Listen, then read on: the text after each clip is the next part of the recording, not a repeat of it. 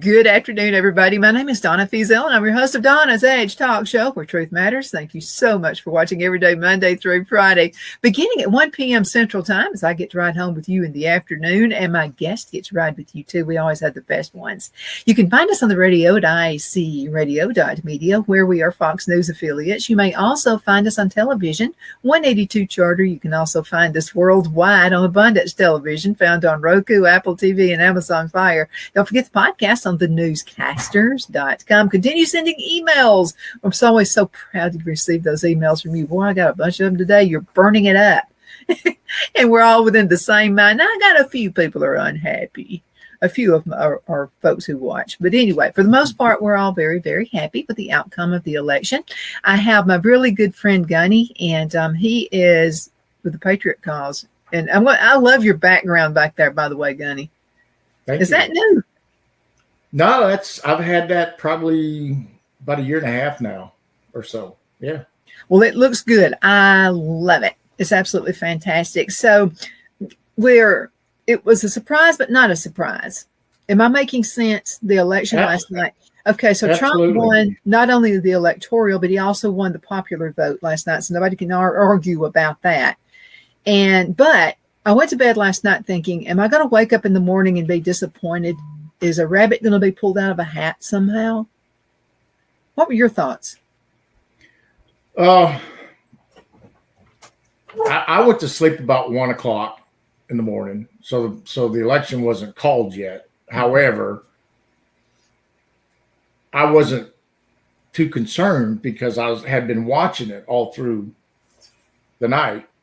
Mm-hmm. And it didn't look like, to me, like there was going to be any kind of spikes like there was last time, because during last time you could see even like 8, 9, 10 o'clock at night, you can see the numbers change, go up and down on TV. You know what I'm talking about?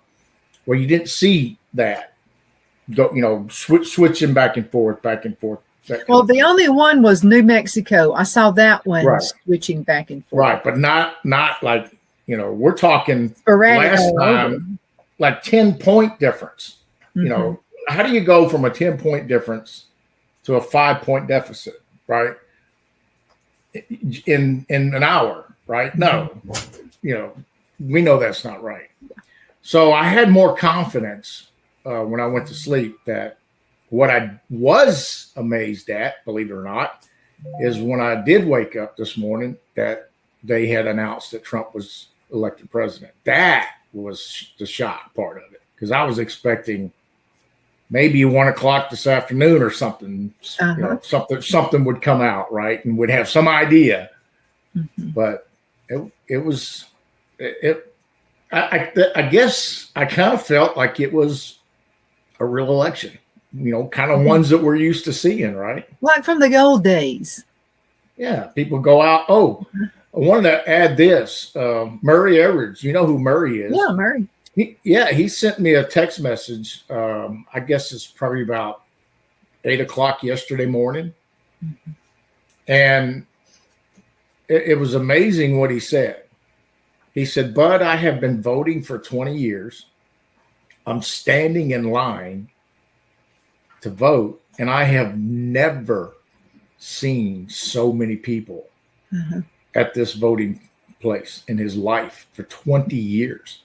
When he said that, there was this little birdie in the back of my mind going, wait a minute, you're like out there in the middle of nowhere, rural, right? Yeah. And you're waiting in line to vote. And I'm going, that is a huge indication. Because think about this. A lot of people in places like Alabama don't think they need to vote because there's enough of us that actually vote, right? And they feel that they don't need to be part of it. Well, I think it was a little bit different this time. I think we really got to them. The Mark Levins, the Steve Bannons, etc. Right? Got to these people and said, go vote, grab 10 more people, go vote, go save your country. And that's what we did. Well, it all wound up being about the economy. It didn't wind up Oh, yeah. being about women being able to have abortions and stuff. By the way, that was such a huge lie. When they were saying Trump's against abortions, well, he is, but he left that to the states, not to him. I mean, you know, Just the way, and this is my thought. If you want to get an abortion, I can't do anything about it. Go to a state that allows it. I mean, just shut up and go on. Exactly, move. And we don't have enough people who just like shut up and just go on your way. You know, if you don't like something. And I'd like to see us go back to that a little bit because, I mean, okay, let's take, there's a particular hamburger joint and it's close to my area right here. They have like the worst hamburgers. Well, I don't call out their name and try to burn their place down and walk in and carry on. I just don't go. I mean, I just go somewhere else. And that's what we should do. I mean, you know, if you don't like it, well, then go somewhere else. But speaking of going somewhere else, when is the big exodus in Hollywood going to happen? Because there's a number. I'm waiting on it. If they'll leave, well, then the next presidential election, maybe that's going to help the Republicans. Somebody else will get that 50 points.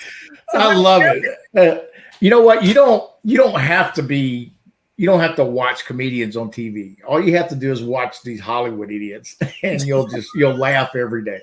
The things that they say or say they're going to do is enough to just make your day. Every time they open their mouth, I'm going, wow.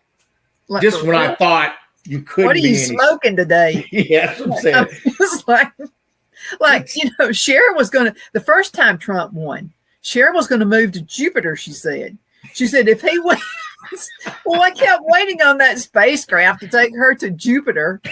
I mean, what was she smoking? I don't know. Now they're all a lot of them supposed to be going to Canada now, right? Well, then go. Canada's going to usher them right back out. I mean, that's what I'm going to say. I don't think Canada's going to want them. So when are they going to start their own Hollywood in Canada? I don't know. It's kind of cold there. You can't run around naked like they do in California. Right. I mean, you know, you got to like wear clothes there. It gets cold. Well, I will admit a lot of Hollywood movie stars, I mean, real famous, really, really rich people that, you know, in Hollywood, they don't live in America anymore. They live overseas. Yeah. You know, they spend the majority of their life on some island somewhere or whatever it is, you know, with their liberal buddies and friends. And well, that's fine. You live know, on your own. Yeah, that's what I'm saying. As far as I'm concerned, I have no problem. This is the way it's supposed to be. You're supposed to go and live in a culture and an environment that you're comfortable with. Right? So if you don't like American culture, get the hell out. I mean, how simple can it be, right? Right. Don't complain about it. Don't try to change it. Leave. But a lot of people have been turned off by these elites. I mean, I don't listen to anything they say. Beyonce was paid how much money to go to one of Kamala's events and not even sing? And she just got there for a couple of minutes and left. Well, that's kind of a slap. When so many people came just to see Beyonce and hoping that they could hear anything she sang. I'm personally not a fan. I used to be a fan, but not anymore. Yeah. So when are celebrities going to keep their mouths shut? There was a time when you would have to guess, is someone a liberal or a conservative? I would like to go back to that day. That's fine with me. Well, and agree. But here's the interesting part is it's also happening on our side, which is, I think, good. You know, it's freedom of speech. You can say whatever you want to say. I agree with that. Right. However, but you get shut down off of Facebook if you're a conservative. That's what I'm saying. However, the conservative actors that act, I mean, there's great actors that are conservative. You know, John Voight, for instance. I mean, he is openly talking about how bad the administration, economy, all that stuff is, and how we got to get Trump back in. So it's not just. I used to think they were all like that. They were all idiots. Kind of like you just go in there and you turn into one of them. You know, you morph into a leftist. Yes, but it's not. That's not true. Even some of the younger actors are hardcore conservative people. So I think there's a presence in Hollywood. It's not large, obviously, but there is a presence there of conservative. I think so too. Paul Newman, before he passed away, he was interviewed by someone. I think it was, I don't remember who it was. I just remember him. And so in the interview, the interviewer asked him, she said, well, you and Joanne Woodward have been married over 50 years. That's very unusual for a Hollywood couple because they're both actor and actress. Right. And she said, what was the success? How did you remain married? Well, I liked what he said. He said, well, why go out for a hamburger when you've got a steak at home? Right. I mean, why would you do that? But what he did is he said, we moved out of Hollywood. Yeah.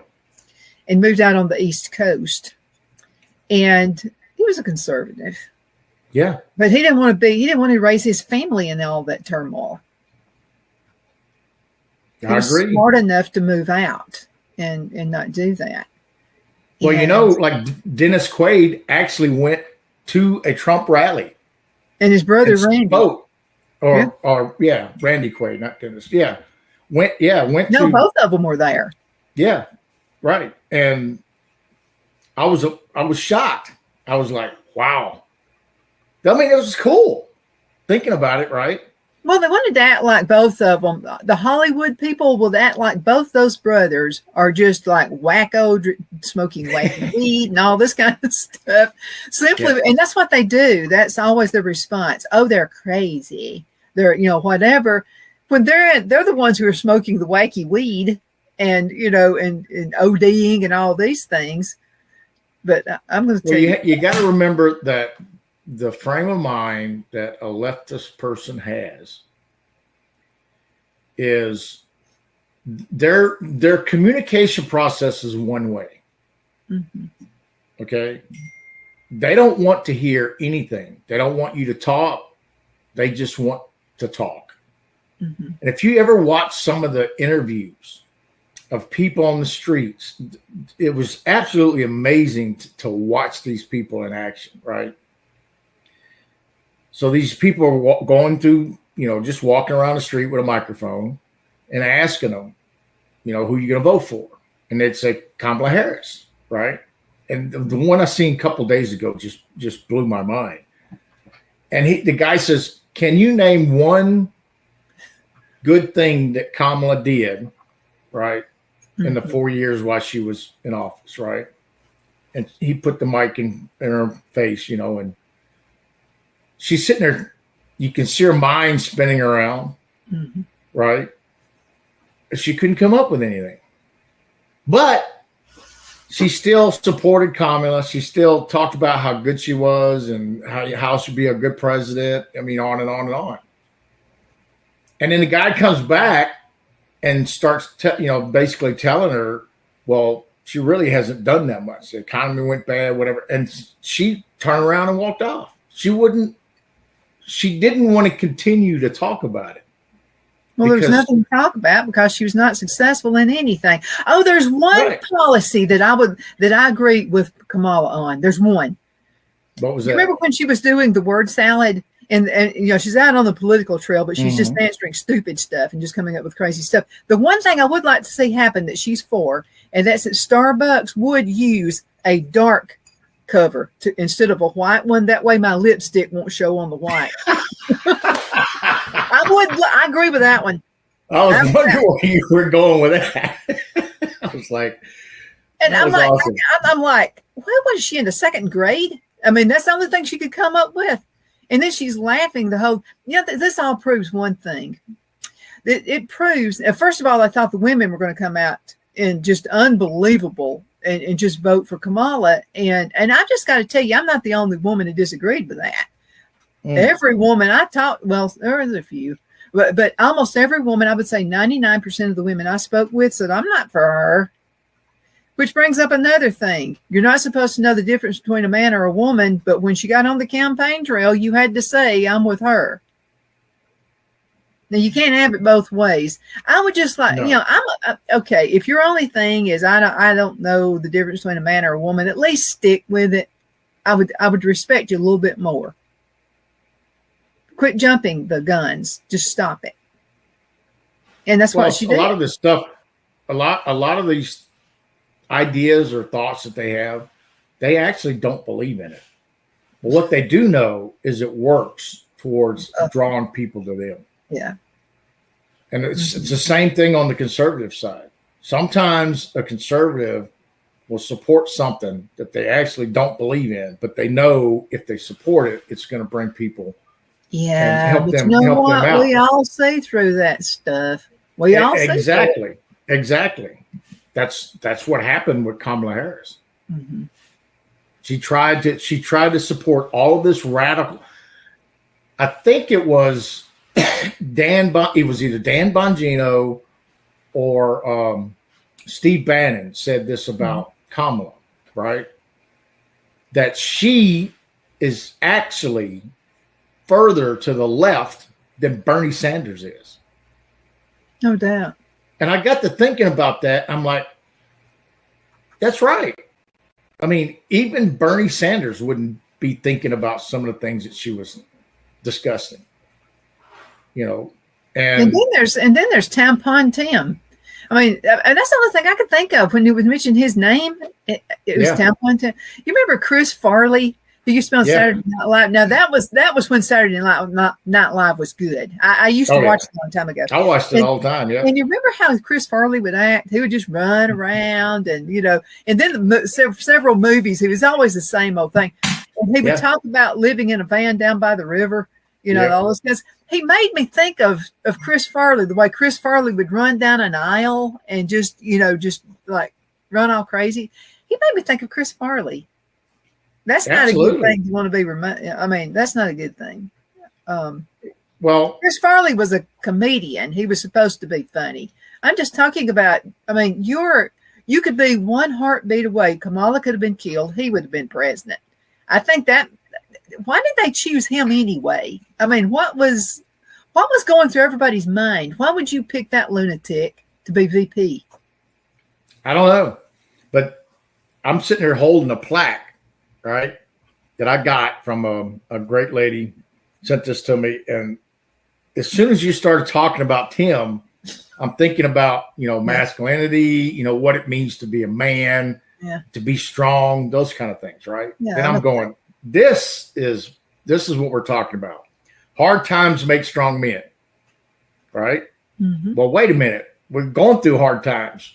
Didn't make him any stronger, did it? No, it did not. Strong men make good times. So once you become, then it's good times, right? However, good times make weak men, and then weak men make hard times. So this is perfect example of exactly what's going on. Is we're going through these waves, right? Mm-hmm. We stand up, I'm talking men specifically. We stand up and we use our voice and we're strong and we do what we're supposed to do as men. And we have a strong country. Mm-hmm. But then you have the Obamas and the Tims and, all of these people, right, that support all of this feminism in men type thing. When what happens, your culture starts destructing itself, right? Mm-hmm. So, now Trump's coming back into office. Guess what's going to happen? All of this weakness is going to start being pushed aside, right? And these people are going to, that had stuck their heads up for so long and, dressed up, whatever, you're going to see them start slowly going away into the closet again, right? Which is the way it should be. Men need to be men and women need to be women. That's that simple. That's why we're designed. Right? It's supposed to be that way. Absolutely. And anytime either one of us, whether the man or the woman, acts outside of what we would consider our design by the God that created us, right? It's real easy to see. It's not like you're trying, you can't hide it. You can see it. It's just that it's there. You can pick it out in a crowd. Well, I remember when I lived in California, before I left California in 1999, I seen a lot of them, right?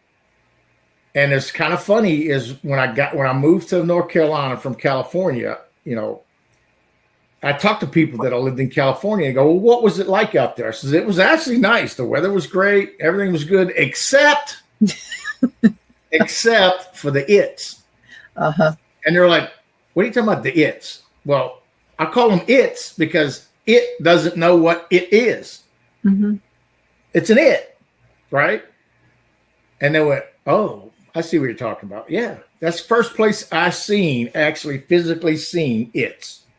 People that you don't know what they are. But the problem is they're moving all over the country. We were living in Charlotte, North Carolina. I had a store out there and my talk show. And so this guy, I knew it was a guy, for goodness sakes, but he comes in and he's a real tall guy. I mean, he looked like Michelle Obama to me, but anyway, he was a very, very tall guy. And he had on hot pants and a halter top, trying to be a woman. Well, I'm just sitting there, just ignoring all of that. And so he comes in and wants makeup and all this kind of stuff. Well, it was obvious that was a guy, for goodness sakes. You can dress up a pig and put lipstick on it. It's still a pig. That's so right. Anyway, I'm kind to him. And because I think you can lead people with kindness. So if he ever decided to go the other way, well, then he'd probably come to Donna and, and then I would talk to him and help him on his way. Yeah, well, anyway, I agree with you. It's his thing. No, but if he asks me, I will tell him what I think. Exactly. But here's what happened. So he comes in one day by the way, he wore a size 12 shoe. And so I owned an upscale consignment shop. A lot of wealthy women in Charlotte would bring their clothes and stuff in. Well, he would always say, call me when you find a size 12 women's heels. And I would say, okay. So I called him one day. He comes in. I had some nice shoes. It cost a lot of money. So he comes in and he said, I was wise on to him. And he said, you want to see a picture of me when I was a man? And I said, yeah, I want to see what you look like when you dressed as a man. So he lets me look at it. He looked like Denzel Washington. Wow. And I told him, I said, dude, you looked better as a man. I said, how many people told you that, and he was a black guy. I said, how many people told you when you dressed as a man, when, you're still a man, but when you dressed as a man, how many people told you looked like Denzel Washington? He said, a lot of people. I said, you need to go back to that. Yeah. I said, because you're a very handsome man. But I don't know what it is with them. They feel like they have to dress almost like your grandmother did, with polyester double knit and crazy suits and handbags and all this kind of stuff. They don't dress like, they should as a woman. They don't know how to dress like a woman. They don't know because they're not a woman. That's right. They don't have any, the makeup is always terrible. Right. You could see him coming 10 miles down the road with the metallic blue shadow and all that kind of stuff that he would wear. Well, you can imagine, men, I'm speaking for myself, obviously, right? I can't match anything. I can't match colors, styles, nothing. If it wasn't for my wife, I just, I'd probably be thrown out of a lot of grocery stores or something, going, you are ugly looking, And so if that's true, how are we, naturally, men wise, how are we going to dress like a woman when it's very, very important for a woman to match and shoes and purse and lips, right? How are you? We can't. You can't do it. You can't do it. No, you can't do it. Now, I want to say this about a man. A gay guy really does know how to design a house. I mean, they got it going on when it comes to that. And that's true. And I have a friend who is gay. His name is Anthony, and Anthony used to do my hair with a talk show I had in Jacksonville. I mean, he was always on the set, and I wouldn't let anybody touch my hair but him. But he knew how I felt. He knew my beliefs. He knew all of that. Yeah. So I didn't go along with it. I didn't run around holding signs for him going down Quintard Avenue in Anniston. I did not do that. I have to say, I loved Anthony as a person. I really did. And for the left to say that we hate people is lies. That's pure lies. Mm-hmm. Pure lies, especially as a Christian. Mm-hmm. Now, I can see other people that are not, that, especially Bible people that live by the word of God. I can see how they would hate other people because they're selfish. And if you're a selfish person, if somebody is not like you, you don't want to associate with them. You don't want to have anything to do with them, right? So that's where racism comes from. It's internal. It's not an external thing. People say, well, color person, right? Well, that may be an indication, but that's not the truth. What the truth is you're a racist because you don't like being around that person. That's what the truth is. You don't like the culture or how they act or whatever. So therefore you fight it. Well, if you're a Christian, it doesn't bother you when you're around whoever you're around, right? And that's how it's supposed to be. People can be and do whatever they want, just as long as they're not encroaching on you or you encroaching on them. And this is what the founding fathers of this country developed.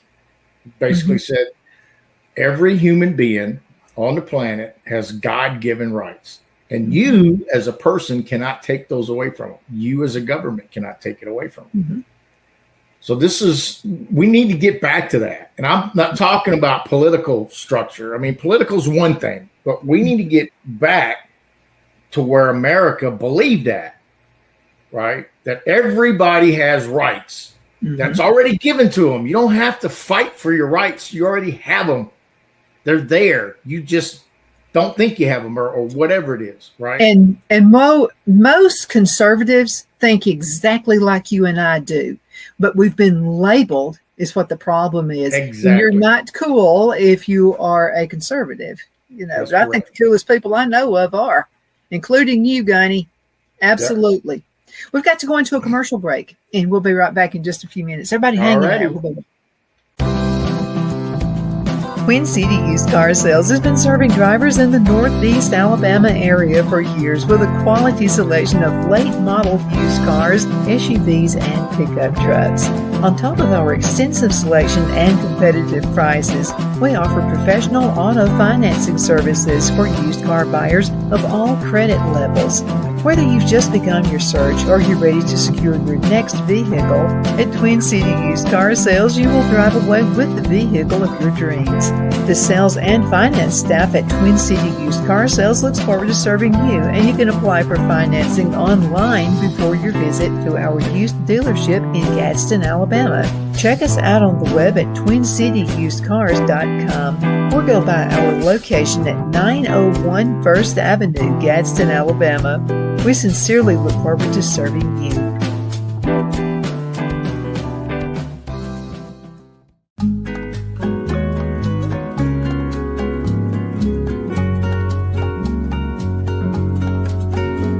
At Lamone's Mexican Restaurant, located in Henniger, Alabama, and voted Best Mexican Restaurant of DeKalb County, Alabama 2020, we're here to serve you with authentic Mexican cuisine. Order easily online by going to lamonsmex.com or call 256-657-3999 to place your order.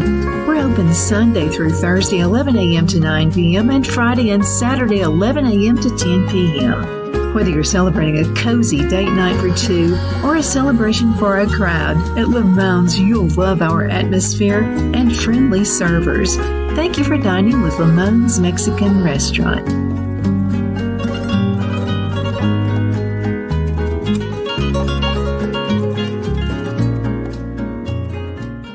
At Liberty Bank, we're all about community, whether it's to help with a charity fundraiser or help families in need. Toys at Christmas or a local football team, we're here for you. You see, we realize the importance of family. Sometimes it's to build a new home or necessary home repairs. We're here for you. If you like the feel of a small town bank with all the conveniences of a big city bank, we're here to serve you. You will find us at any of our convenient locations in DeKalb, Marshall, Etowah, and Blount counties in North Alabama. You can call and speak with any of our friendly staff at 256-659-2175 or check us out on the web at libertybankal.com. And thank you for your support of our community. Member FDIC Equal Housing Lender.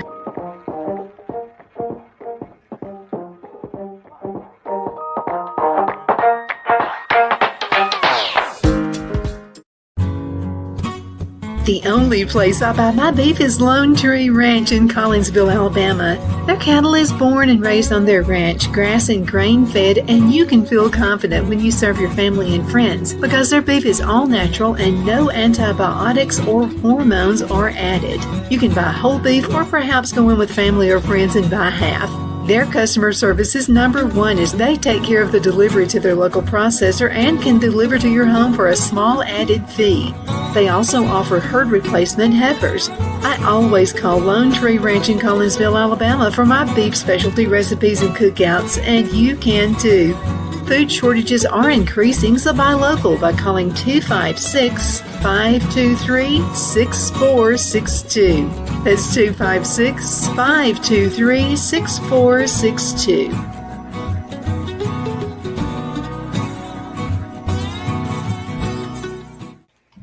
Good afternoon. We're back. My name is Donna, and I'm your host of Donna's Edge Talk Show where Truth Matters. Thank you so much for watching every day, Monday through Friday, beginning at 1 p.m. Central Time as we get to ride home with you in the afternoon. I hope Gunny and I are helping you understand what conservatives really are like. We love everyone. I got to say this. My daughter-in-law is from Russia, and she's an American citizen, and she brought this really good thought up before the election. She said, because she lived in a communist country called Russia, and it was not a good thing. It was not fun. You worked yourself to death. You didn't own anything. She was adopted, brought here when she was 9 years old. So she remembers how it was like to live in a communist country. She said, think about this. She said, how many people are actually here illegally and they're taking the money, but they're going to vote for Trump? I think a whole bunch of them did. Yep. So because people who have lived like that, the Haitians, the Mexicans, all those people lived in a communist country. They don't want to go back. Of course, they got paid here, but I wonder if a big majority of them, not supposed to vote, but I wonder if a big majority of them did vote for Trump. That's a good question. I don't know how we could find out other than people that are part of the election process would tell us, right? Mm-hmm. Is that something that either one of the parties would want to mention? Probably not. We'll just take the money and run. Yeah, I don't know how we would find out other than maybe if we knew someone that was in an area where they had a large migration, a lot of those migrants there. Right.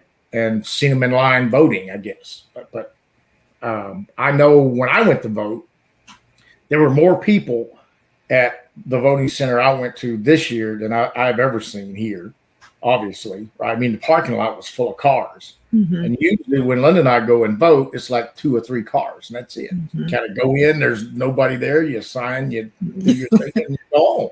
Uh-huh. Well, I didn't have to wait in line outside. But get this, I had to wait in line inside. I had to stand in line to put the ballot into the counting machine, right? Because there were so many people voting.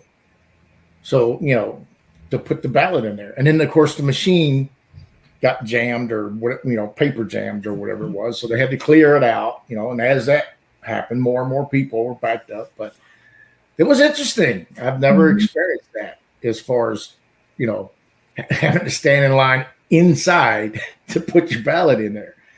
The first time I voted, which is interesting, first time I ever voted in my life, it was 2008 when Obama got elected the first year. Mm-hmm. That's when I really started getting involved in politics because I knew what was coming down. I knew when this man said to fundamentally change America, I knew exactly what he was talking about. What he should have said, what he could have said, which he didn't for a reason, we are going to turn America into a communist state. A cesspool is what I figured he was meaning. Exactly. He knew exactly what he was talking about, and he started that process. He started the hate. He drove all that. Mm-hmm. He drove up the deficit to, I just did a podcast on Monday, the day before the election. Mm-hmm. And people say, well, if you're going to do a podcast, you got to talk about the election, right? Nope. I didn't talk about the election at all. Not one word. But let me tell you what I did talk about. I talked about the 8 steps to communism. There's 8 steps that Marxists and Saul Alinsky said that you need to do. You have to do these things to turn a country to communist. What do you think the number one is? Well, you got to turn everybody against each other for one thing. You've got to divide. I mean, you've got to divide them. That's by the way, that's number 8. Number 1 on the list is healthcare. If you manage if you manage the healthcare, you manage the people. If you own the healthcare, you own the people. Because everybody needs what? Healthcare. So some type. Virtually every human being at some point or another is going to have to go to the hospital. Right? And that's the number 1 thing. And it just goes on and on and on down the list. Right? And it basically says, I think number 4 is you drive up the cost of everything to where nobody can afford anything, because then they're going to come to the government, and the government is going to own everything, and they're going to give you what they want to give you. So that's what I talked about on Monday, because I wanted people that if there was one person that listened to the podcast that was on the fence thinking, well, maybe I don't need to vote. Well, let me tell you why you need to vote. This is why. Not because Donald Trump or Kamala, whatever. The country is being turned to communism. It has to stop. But communists make mistakes. And I want to mention a couple of them, get your opinion about this. Okay, number 1, we all know church people as a whole don't vote. That's true. I mean, they just don't. But I tell you, she said something, I think, that caused a lot of them to come out and vote. And that's when the 2 Christian boys were at her rally. And they said, Jesus is Lord, Jesus is King. And she's just a real smart aleck about it. And she says, oh, you're at the wrong event. It's the small one down the street, like that. I think that opened up that opened up some can of worms right there. I think she made that huge mistake. And then when we were called garbage, you remember what happened to Hillary Clinton? What she said we all were. Deplorable. Yeah, we're deplorables. They didn't. It's interesting you're saying that, because they didn't learn from Hillary Clinton. They didn't. It was exactly the same way. They did the same thing. She knocked us, called us names, and etc. Right? Now, the left will tell you Donald Trump did the same thing. Absolutely not. He didn't call him any names or anything. Right? He basically told the truth, right? That these people are radical. He said what the rest of us were all thinking. Right. And think about this. Okay, the debate, I think she messed up in the debate. I know the left says she won, but she did not win. And let me tell you why. Because she reminded me in that debate of that family member that you dread Christmas and Thanksgiving because you're going to have to be around them. Yeah. My sister's that person. Yeah. Then she also made a lot of men think about it, every ex-wife they've got who's like that. I think that woke a bunch of people up. I think it was like, whoa, wait a minute. She reminds me of my ex-wife. I remember her when it might have been her 3rd or 4th trip when she became vice president, right? Mm-hmm. And she went to, I don't know, one of those European countries, right? Might have been Hungary or something. I don't know. So they showing her on stage with this guy, right? And he's over here standing and she's over here and she's just being Kamala, right? It's a lot of work to do that. It's not easy to be Kamala. I'm going to tell you, it's not. But she just goes crazy and does the giggle laughing and all that kind of stuff, right? And this guy's looking at her. This dignitary, I don't think he was the president. He might have been like the vice president or ambassador or something, right? Mm-hmm. And he's looking at Kamala in shock. I mean, just like, real? Exactly. Mm-hmm. And I'm going, oh my God, what? Do we really want that out on the world stage? 4 years of this. I went. And it's just insane. And all these countries, everywhere these people went, including Biden, that all of them looked at us like probably thinking to the American people going, you guys are stupid. I have a friend voting people like that in there, you know. I have a friend who's from England. And so I said, I got to know what are they saying about us? Well, they're making fun of us is what they're doing. I mean, they're just making fun of who we elected. But I got to ask you a question about Biden. Okay, Biden he got whipped. He got his little feelings hurt. Do you think they would have been better off just to have kept him on the ticket instead of putting Kamala on it? I mean, I know he's deranged and he doesn't know he's on planet Earth most of the time. But do you think they did themselves a disservice to yank him off of the stage and put her on there? Would it have been a closer race if they'd kept him in? I don't know. I mean, that is a question that is going to be analyzed for months. Mm-hmm. I know it is. They've already started doing it on both sides, trying to figure it out. Mm-hmm. I do not think it would have made a difference. I think it would have actually turned out worse, to be honest. I don't know. I think he would have got a little bit more of the popular vote.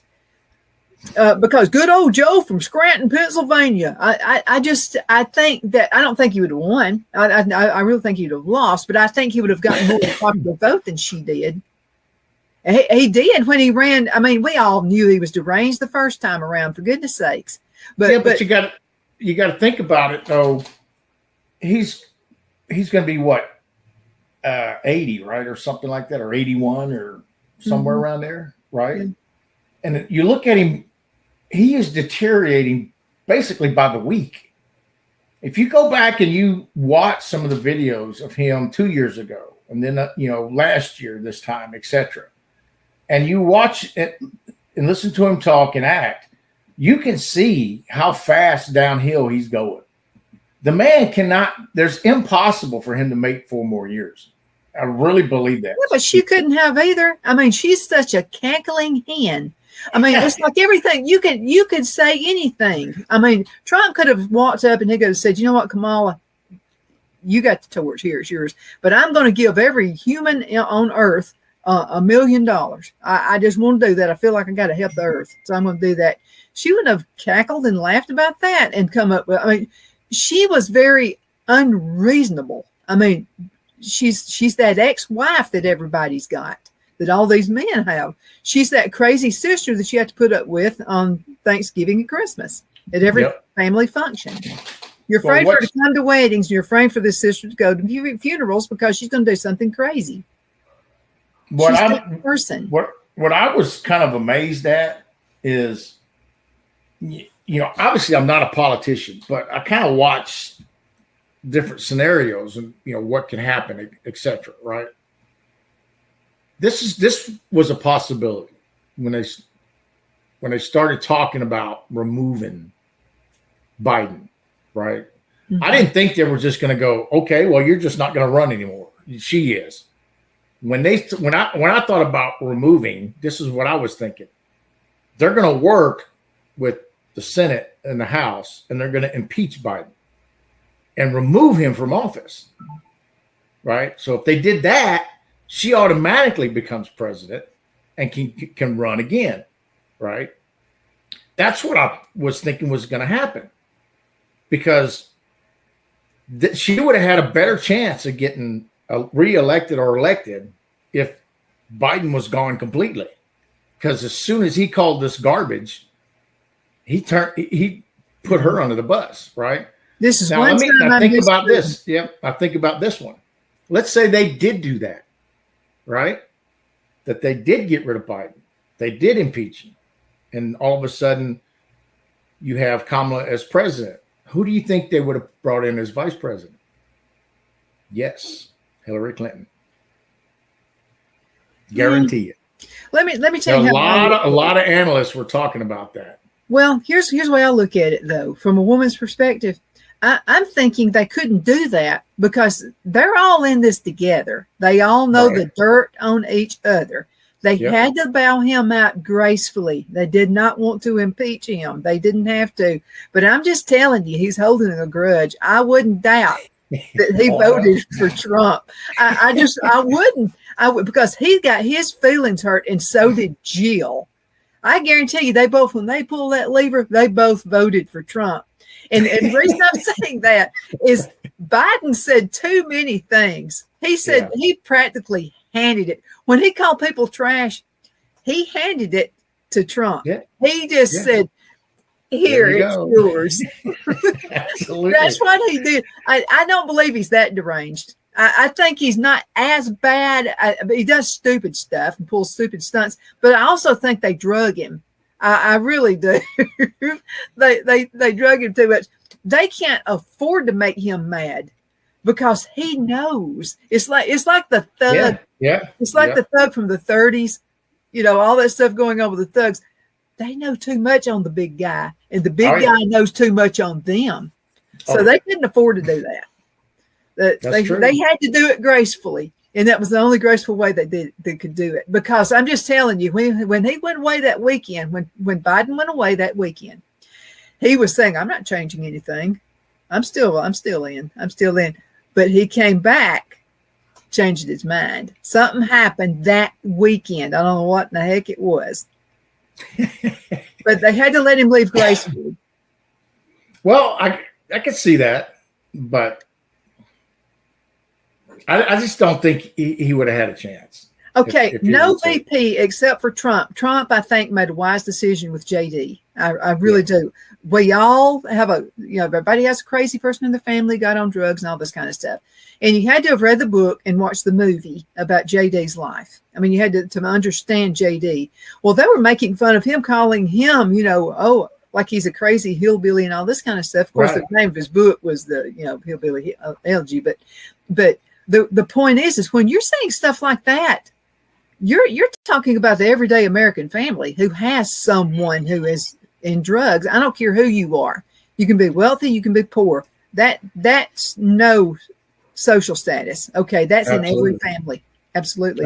So, but when you're doing that and you're talking about JD, okay, Phil and I went to South Carolina, and it was like almost every sign we saw was, I'm voting for the felon and the hillbilly. I saw that on I don't know how many signs in people's yards. I mean, it's just all over the place.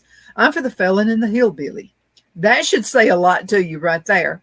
Yeah, absolutely. It doesn't matter whether you live in the North or the South. Everyone has someone in their family who is on drugs. The Democrats, well, the leftists, I'm not going to say Democrats because they destroyed the word Democrat. These people were not Democrats. They were communists. It's just that simple, right? Mm-hmm. But fear mongering is always been something that these people has used to try to get votes, right? It's fear mongering. Mm-hmm. Part of that is you have to disgrace the character of your opponent. That's in their mind, which has been done for years, but it has not been done as much in the last 10, 12 years or so in the past. I mean, just recently, this political atmosphere has turned sour on both ends because we're getting away from talking about the issues of fixing and correcting and helping our people. That's the number one thing. So by them attacking JD, attacking, Orange Man Bad, you know what I look at it as, this is something kids do. You know what I mean? It's the playground. You're in the second grade. Exactly. It's the attitude that a kid has that's not smart enough to know that it's unnecessary to do that. Uh-huh. Well, not only did they constantly do that, they didn't talk about how to help the American people at all. They were giving money away to country for people who hate us. Okay, right. They didn't come to the rescue for North Carolina. If North Carolina had went blue, I would have been shocked. I mean, Yeah. it was because I know people in North Carolina, they were upset about that. The money from FEMA, they were out of money. They couldn't help American citizens who it was a disaster. I mean, this hurricane just somehow jumps over Atlanta and everywhere else and just goes right. Never heard of that before. But anyway, it did happen. It really did happen. The little seeding. I've got we'll do another show about that someday. I'm just telling you I'm wrong. Okay. So that whole hurricane thing didn't make any sense to me. But anyway, so these people were devastated. And I had to tell you, Asheville, North Carolina is the liberal part of North Carolina. I mean, it really is. But I'm just going to tell you, they were hurt. Yeah. And Trump was the one who was coming in. The Cowboy Church, other churches were coming in. FEMA was confiscating water from the Cowboy Church and from other churches. All of those things were happening. Why? Why wouldn't you take all of the assistance you possibly could for those people? I don't know. I don't understand the thought process. No, I don't get it. And you're not looking out after American citizens. Well, anytime the government gets involved in anything, it's bureaucracy. Yeah, we know that's the way it is. So the fact that FEMA was preventing helicopter pilots from dropping off supplies was insanity to me. Mm-hmm. They were threatening to arrest these people. Mm-hmm. And I'm going, on what freaking grounds do you have to arrest me because I'm flying a helicopter and giving food to my fellow citizens, right? Because I don't want them to starve to death. Exactly. In other words, they had no right to do that, but they did. They threatened them if they got in their helicopters and flew off, and go put them in jail. I'd have told FEMA to go, screw yourself. Mm-hmm. Come on, bring it on. Well, see, the human body can survive without eating food for so many days, but you can't survive without drinking water. Nope, absolutely not. So that's why the Cowboy Church as a matter of fact, I'll tell you the kind of America we have, the Cowboy Church and our churches who want to give. Okay, so the Gadsden Mall, Kaylee, who is the manager there, Kaylee called me and said, we've got all this food, we've got all this water, I don't have a way to get it to North Carolina. So I said, I got a way. And so I called Philip Gillen, who is with American Fellowship of Cowboy Churches. And I said, Philip, we got to get some help. I said, the Gadsden Mall, Kaylee, and he's met Kaylee. He knows who she is. He's been to the mall several times on interviews. And I said that she doesn't know what to do. She can't get the food there. She doesn't have a resource, but she's got to fill up a huge moving van that she's got that much. And so he said, give me a minute. So he comes back in just a few minutes. And so he had the guy who's actually pastor of the Henniger Cowboy Church, Henniger, Alabama. Yep. And so they come down there with a huge truck and they gather it all. They get it down there. And that was another reason Philip got aggravated, because FEMA wouldn't let them give them the water. Now that it did work, because there's a lone sheriff, and this guy he's in Tennessee. He's probably one of them walking tall types. So, yep. And he says, he's not going to take this. The sheriff said, we're not going to put up with this.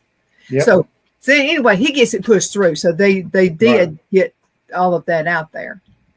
But you're pushing against your citizens. You're pushing against the Gadsden Mall, who wants to help. They gather all this food and all this kind of stuff. The Cowboy Church is coming to the rescue. They're bringing the truck in, and they're wanting to unload and give all these people water, because they need to sustain their body. They have to. Absolutely.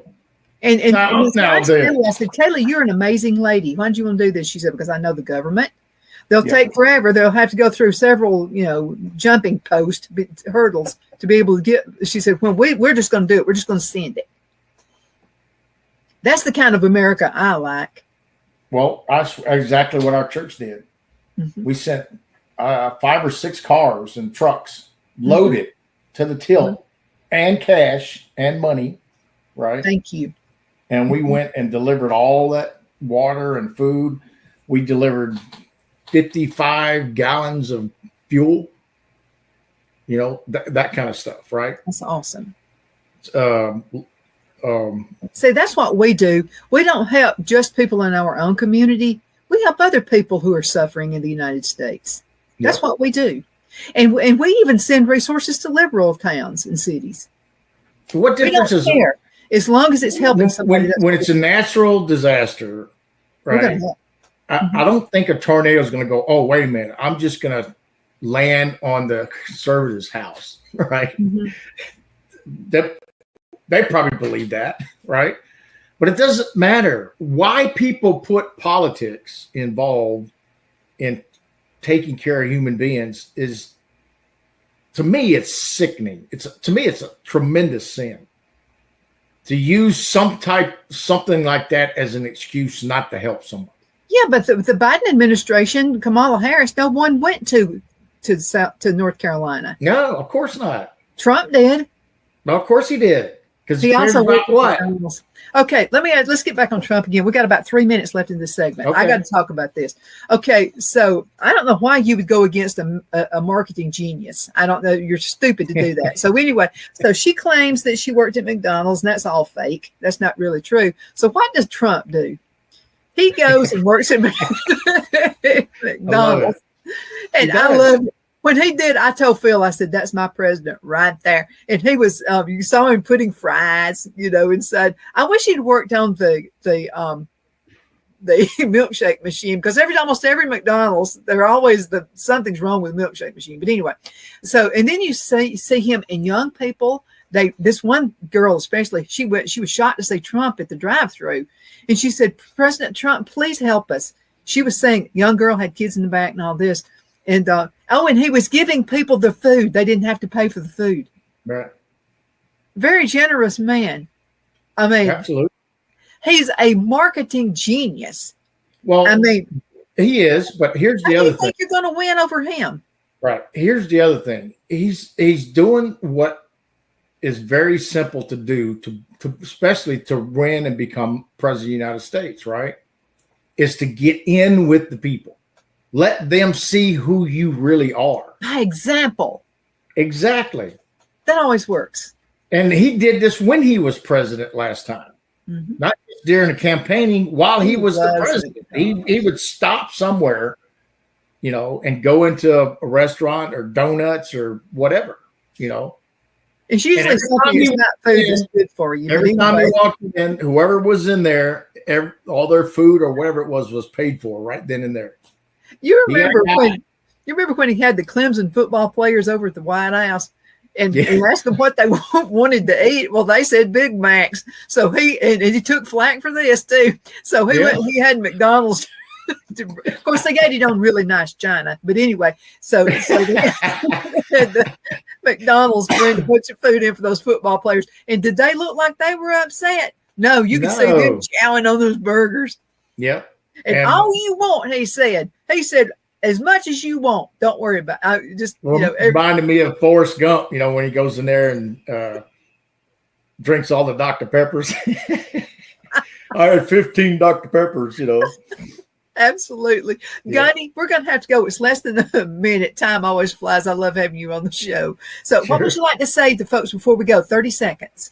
All right. If you want to email me, you can email me at gunny@thepatriotcause.com, gunny@thepatriotcause.com.